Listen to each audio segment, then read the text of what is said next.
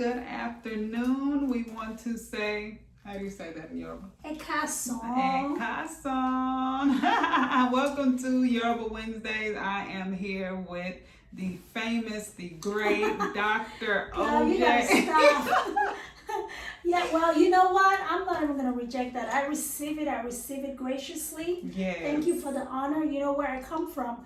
When you address people in such amazing, highly thought of manners, it's an honor and it's not taken lightly. So thank you for the honor. Appreciate it. You are so welcome. So today we want to, of course, every Wednesday, the people who are following my page know that I post about the Yoruba Cultural Center. Of course, my name is Tahnee Francis, aka author Tahnee Jones. I am the publicity and the publicity director for the Yoruba Cultural Center. And Dr. OJ, introduce yourself and your affiliation. I am Oyinkansola Jinadu. Emini Omoyi Orúkọ mi ni Dókítà Oyinkansola Jinadu. I am the Yoruba Language School principal, and I am also the board secretary for the Yoruba Cultural Center. Èmi ni akọ̀wé àgbà ẹgbẹ́ ọmọ Yoruba Cultural Center Dallas. See, look at this. So I'm going to try to translate everything I say in Yoruba so that way you guys can get a good feel of what we're trying to do here. Exactly. And thank you so much for taking out your time to educate, because one reason why I love what we're doing, or what the Yoruba Cultural Center is doing, is bringing the African American community into the Yoruba culture. Yes. You know, and I think that's good to bridge the gap.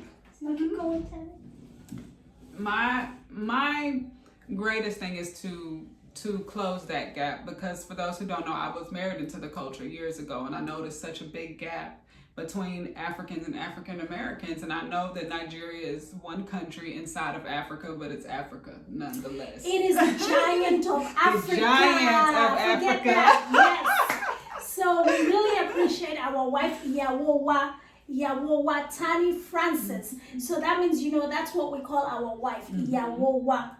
So that is something that I didn't know. When you marry into the Nigerian culture, you're known as our wife. Every Nigerian will say when they know that you married into the culture, they'll address you as our wife. You're married to everybody. You're married to the community, yes. I think we take family and community to a whole other level. Everybody's child is everybody's child, that's literally. Right. Everybody's husband is everybody's husband, except for, of course, when it comes to the intimate stuff.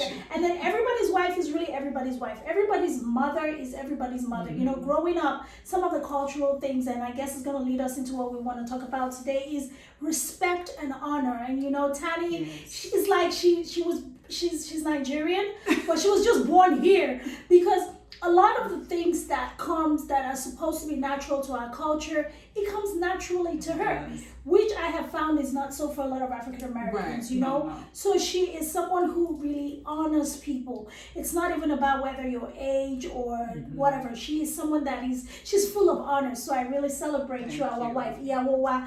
So, when you talk about honor, you talk about ayesi. That means when you see somebody, you will recognize them either with their title, with their age, or just something that distinguishes them. And that's something that my sister here does wonderfully well. It's just something that I embraced. Like I said, when I first married into the culture, even before we married, our first date was basically at church, at a big Redeemed church. So I was nervous because I didn't know what to expect. So I started looking up all of the customs. I didn't want to be disrespectful. And I noticed that everybody, when they were greeting each other, they would curtsy or bow. And I didn't know what that meant at the time, but I didn't want to be disrespectful, so I did it too. Yes.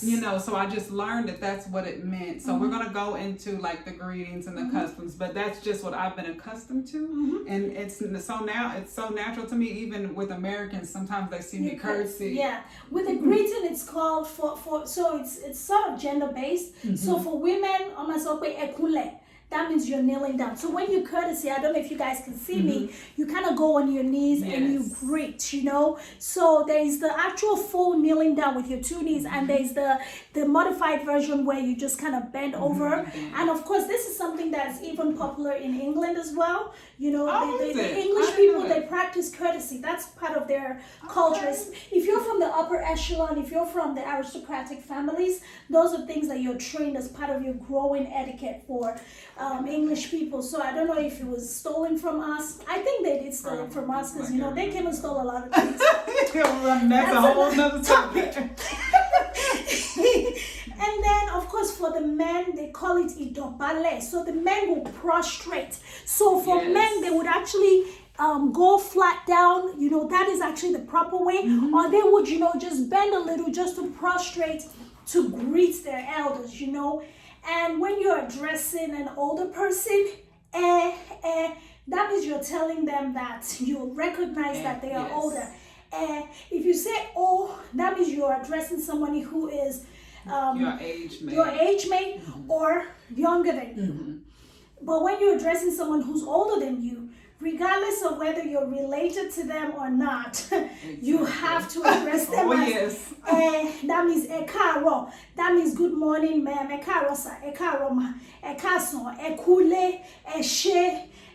You know, just basically giving them that reference of yes, ensures that you let them know that you understand that they're older than you. And Yoruba people have definitely been known for the culture, not just in West Africa. We really take respect and discipline to a whole nother level. In fact, it is a primary requirement in our culture. That is how you would identify someone who is of our culture and somebody who is not, because respect and discipline is something that we're deeply passionate about. Oh yes, and I noticed that, of course, I learned most of mine culture experience with the Yoruba culture was with the Redeemed Church, because of course, like, everybody's mostly Yoruba there. It's either Yoruba or Igbo, but mostly Yoruba at my church, which is a big church. So I noticed even the children learn it from a young age, a very young age, and even so far as like which hand to greet with. I noticed that you don't use... You never receive things or you give things with your left hand. It's seen as dismissive and just undermining. So even if I was busy doing stuff, I would literally have to figure out a way to get my right hand in motion. Even for my younger brother is left-handed, you know. Exactly. So even for left-handed folks, you know, you gotta figure out a way to tell your right brain to get your right hand out, because if you stretch out your left hand because you're left-handed, it's no excuse. It's still no excuse. Yes, you still have to, you know, receive things and give things with your right hand. And I really could not tell you where all of these things originated from, but I do know that it has made the Yoruba culture one of the most globally accepted cultures, one of the most valued cultures all over the world. And a lot of people have come to recognize the Yoruba people as the most educated, you know, the most respectable, the most responsible people all over the world. So I won't say I faulted in any way. I'm proud. I am a proud Yoruba girl anytime, any day. I know that's right. And I have like a little funny story to share about the whole left-handed thing. Okay, so the first time I went to visit, this was before we married, we were just dating. He took me to visit his auntie and uncle. And so I'm like, okay, these are elders. I do not want to disrespect anybody's culture. So I started Googling. I was like, what are Yoruba customs when it comes to the elders? And they said it's disrespectful to use your left hand or even eat. You don't eat with your left hand. No, you don't. So I'm left-handed. So, of course, we go over there, and he knew that I like Nigerian food. So, at that time, you know, I don't eat swallow. I don't eat it with my fork anymore. Like, girl, I eat it with my hands. You gotta use them the hands, okay? But at the time, it was my first time eating swallow. So, I used a fork, and so I was trying to balance it with my right hand because I didn't want to use. He didn't notice. I didn't tell him, but I'm like shaking with my right hand. I'm shaking, but I didn't want to be disrespectful. He didn't know that for like a year after we were married. But that was so funny. But yeah, it's just little stuff like that, and not everybody is that. I want to say goes that in depth with it as far as outsiders coming into the cultures. But me, I'm just like that with any culture. You are Yoruba. I don't understand. I don't know why you keep thinking you're American or whatever it is. But look, this chick right here, she is more Yoruba than a lot of Yoruba females that I know. So show her some respect. Oh my goodness. When it comes to the cooking, I mean, she has fully, without leaving the United States, you have found a way to fully immerse yourself in the culture. And I think that's what makes you such a great addition to the cultural center. And that's what makes you so valuable to us. You know, I don't know what we're so happy to have you in our midst. I appreciate that. And that comes from, you know, I said that was my first time dating outside of my culture, and then especially even marrying. I've never been married before. So I said I want to embrace the culture because I felt like if I knew the culture, I knew my husband. You know, so that's where that came from. And plus, it's just an honor. Being an African American, it's Africa. Now, this is part of my everyday life. This is my now adopted culture. So I don't take that for granted. So that's where that comes from. And I think it gives you a lot of security just being in your relationship. If you're able to figure out a way to adapt yourself to the culture into which you're marrying. And I don't even say that just for the women, for men as well. Yes. So, you know, when we talk about interracial couples and families like that, I think it's very important for us to be able to educate ourselves. Let's not be ignorant and say, well, this is my culture, that's your culture, I don't care to know about it, because that's what results in the longevity of the relationship. Eventually, marriages breaking up because of those disagreements is because people not taking the time to respect the other person's culture enough to learn and immerse themselves. Because if you're marrying somebody, that means you're agreeing to immerse yourself in all of them completely, and their culture is who they are. So yeah, it's been fun. So what else about respect and honor do you think we need to talk about? Let's see. Okay, we talked about how the greetings, especially, that's the main thing, because a lot of, especially Americans, being around, like when I would have my friends over, and of course, you know, my husband at the time, his friends were all Yoruba, and we'd have a house full of Nigerians and a house full of Americans. They didn't understand, you know, the greetings and the some of the wordings, you know, even pidgin English, you know, which I can understand fluently, pidgin. I can't speak it that much, but I can understand it. So that's another thing. So you know what's in the apple now? Oh, yeah. You know Aziki now. Aziki. Naija, they come. Oh, that means I'm saying thank you so much for watching our video. Thank you for joining us on Facebook Live. We really appreciate you, and we look forward to coming to you again with some more amazing, in-depth, valuable cultural information that's educational and something that's really going to help a lot of you out there answer the questions that you have. I know Tahnee's account is on live right now, so if anybody has a question, if you're watching this video maybe at a later time, drop your questions in the comments and we will be so happy to respond to you. But most importantly, go to our website, yorubacenter.org. Donate to this cultural center. This organization is a publicly funded organization, and everything that we're doing, especially launching the first Arts and Heritage Museum, it's going to be an amazing experience for the visitors that come in. That museum is going to be state of the art, and it's something that everyone can take ownership of. It's a building and a facility that we're working to create, not just a cultural experience, but a place where you can have a lot of questions answered, a place where you can learn about things that maybe you heard about or you never even heard about, and you just kind of be able to know what the culture is, the history.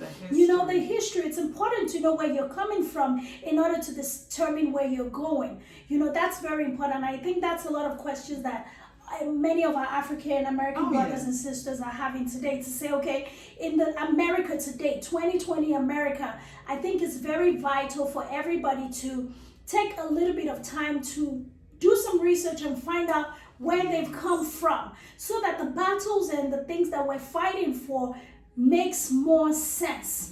What does it mean to say Black Lives Matter? How important is it to understand what Black lives really mean? How do we really know what Black lives have contributed to humanity if we are not taking the time to learn from our history, to understand how we can direct that information to push our generation, our children, our community forward as well? So yeah, YorubaCulturalCenter.org. Donate to us. register for our classes, and just learn about what we're about and join us, you know. Yes, please join us. Okay, speaking of the classes, we are starting and it will be virtual. So anywhere in the world. Anywhere in the world, you're welcome to sign up for Yoruba language lessons. And when is that starting? Tell us a little bit. It's going to be the first weekend in September. That is September the 5th. The very first class is going to be held on Zoom, and I will be your humble educator. We have other instructors as well, but for the very first class, I will be introducing that, and I am super excited. I cannot wait to get back in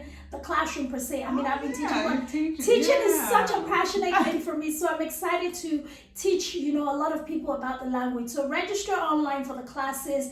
The registration, you can pay for the classes online. They're 12 weeks. It's a 12-week curriculum, so you believe that we're bringing you a lot of value, and we look forward to seeing and hearing from you guys. But most importantly, for those of you on Facebook, please share this video. Share this video.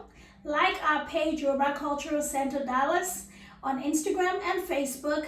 And go to our website to learn more about all the amazing programs, which we have 9 of them. So many. And of course, donate. Donate. And there's no amount that's too little and there's no amount that's too big. Donate to this wonderful initiative, and we will be happy to have you. Thank you so much for joining us. Remember, if you have any questions, because we'll be doing this either if we're together or, you know, virtual. We'll be doing these often. So if you have any questions about the Yoruba Cultural Center or just the Yoruba culture in general, you know, please just let us know. And we will take it to a genuine Yoruba woman to answer the question.